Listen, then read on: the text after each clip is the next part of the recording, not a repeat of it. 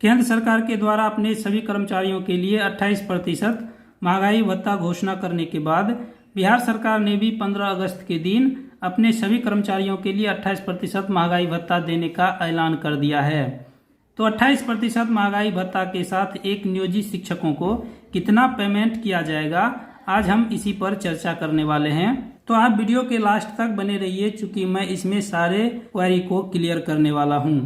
तो यहाँ पर देखिए 17% महंगाई भत्ता और 4% HRA के साथ एक नियोजित शिक्षकों को 21,598 रुपये से लेकर 30,261 रुपये तक पेमेंट किया जाता है, जिसमें बेसिक पे 18,510 रुपये से लेकर 25,670 रुपये तक भुगतान किया जाता है। तो यहाँ पर आप साफ साफ देख सकते हैं 18,510 रुपये यदि बेसिक पे पर 17% महंगाई भत्ता जोड़ते हैं और 4% HRA जोड़ते हैं, जिसके बाद 1,000 उसे मेडिकल दिया जाता है, तो उसका ग्रॉस पे होता है 23,398 रुपये, जिसमें 1,800 रुपये की EPF कटौती हो जाती है। उसके बाद उसके अकाउंट में क्रेडिट किया जाता है 21,598 रुपये।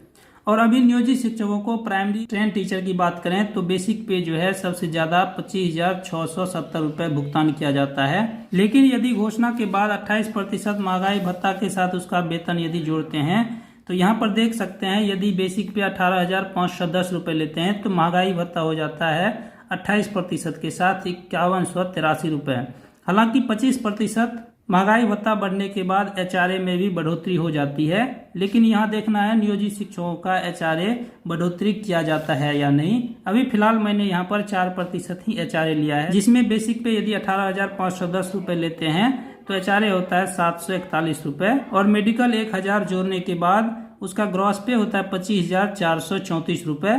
तो इस तरह से EPF कटौती करने के बाद उसके अकाउंट में 23,634 रुपये क्रेडिट किया जाता है। और यदि 25,670 रुपये का बेसिक पे लेते हैं तो महंगाई भत्ता यहाँ पर हो जाता है 7,188 रुपये और HRA 4% के आधार पर 1,027 रुपये यहाँ पर HRA होता है और मेडिकल 1,000 यदि जोड़ते हैं तो टोटल उसका पेमेंट होता है 34,885 रुपये, जिसमें 1,800 रुपये की EPF कटौती हो जाती है, तो उसके अकाउंट में क्रेडिट किया जाता है 33,085 रुपये।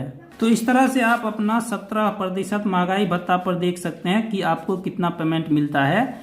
यदि मान लीजिए आपको 21,598 रुपये पेमेंट मिलता है तो आपको अब मिलेगा 28% महंगाई भत्ता के बाद 23,634 रुपये। यदि आपको 22,275 रुपये भुगतान किया जाता है तो 28% के बाद आपको पेमेंट किया जाएगा 24,373 रुपये। तो इसी तरह से यदि 22,977 रुपये आपको 17% महंगाई भत्ता के साथ मिलता है तो आपको मिलेगा 28% पर 25,138 रुपये। और यदि 17% महंगाई भत्ता के बाद 23,691 रुपये पेमेंट होता है तो 28% में आपका पेमेंट हो जाएगा 25,917 रुपये। तो यहाँ पर आप यहाँ देख सकते हैं 17% और 28% में कितना पेमेंट का डिफरेंस बनता है। यदि आपको 24,429 रुपये होता है पेमेंट अभी, तो आपको 28% महंगाई भत्ता के बाद मिलेगा 26,722 रुपये। यदि 25,977 रुपये आपके अकाउंट में क्रेडिट अभी किया जाता है 17% महंगाई भत्ता के बाद, तो आपको 28% महंगाई भत्ता देने के बाद 28,412 रुपये पेमेंट किया जाएगा।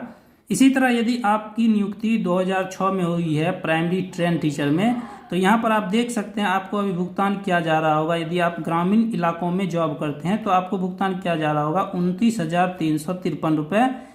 अब 28% महंगाई भत्ता के बाद आपको मिलेगा 32,095 रुपये।